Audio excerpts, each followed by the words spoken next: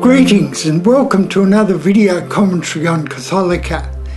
The scene behind me is the view outside my office window looking over the Cumberland Plain to Sydney.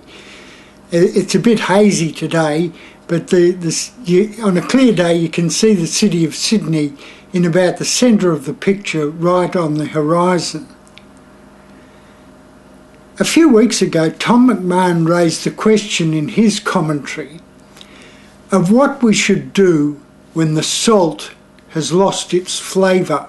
It was a question asked within the context of how the Catholic sacraments have lost favour, if not their flavour. In Australia, where according to the government census, around a quarter of the population claim to be Catholic, nearly 90% of them have given up participating in the sacraments, or at least regular Mass on Sunday. The figures are even worse for people going to confession. People are even giving up getting married in a church or going to their graves from a church. It's a good question. Why have the sacraments lost their flavour?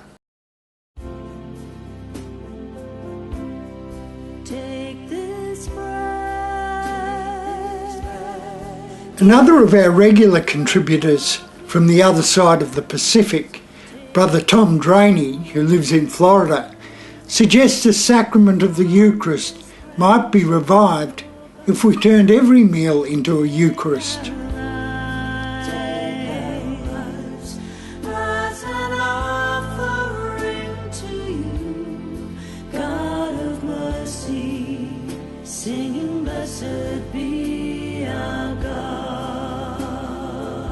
I think there's a certain irony in the situation today. As people have been exiting the doors of our churches, there has been this huge rise in secular liturgies. Large sporting events provide various kinds of liturgies at the opening, the closing or at half-time. The huge fireworks events around the world have become huge liturgies, events seeking to tap into the hopes and aspirations of the people participating. Once upon a time it was the church which was the principal provider of liturgy in society. Today it is more likely to be lotteries commissions, large corporations and even governments. The Vivid Festival in Sydney is another example of what I label as a secular liturgy, even if the Catholic Cathedral in Sydney might lend its facade for a small part of this display in colour and light. The Catholic Eucharist has been described as the source and summit of our faith.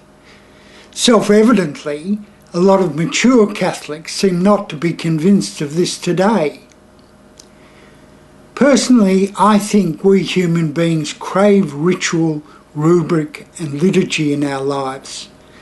I argue that is demonstrated by the rise in secular liturgies as religious participation has declined.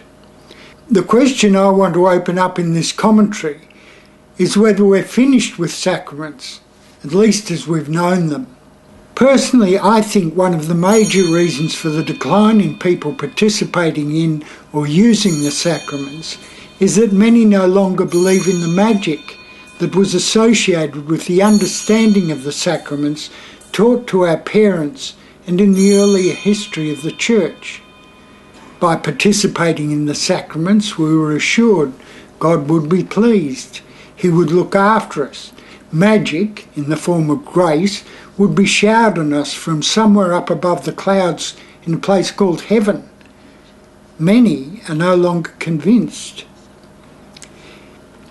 We need to reimagine Jesus, not as some post-ascension magician in the sky, and represent him as a model for a way of thinking, feeling and acting in intelligent or godlike ways. A way of thinking, feeling and acting as if we had the intelligence, the insight and the wisdom of this one we label as God. Jesus is not the pathway to receiving divine favours. We need to present Jesus as the pathway to becoming adult and mature, to becoming whole.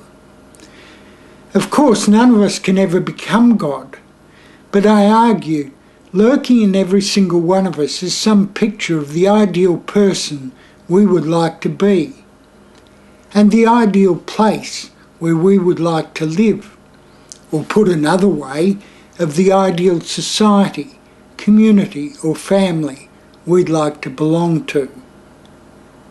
I sense that collectively we still need liturgy and sacrament in our lives.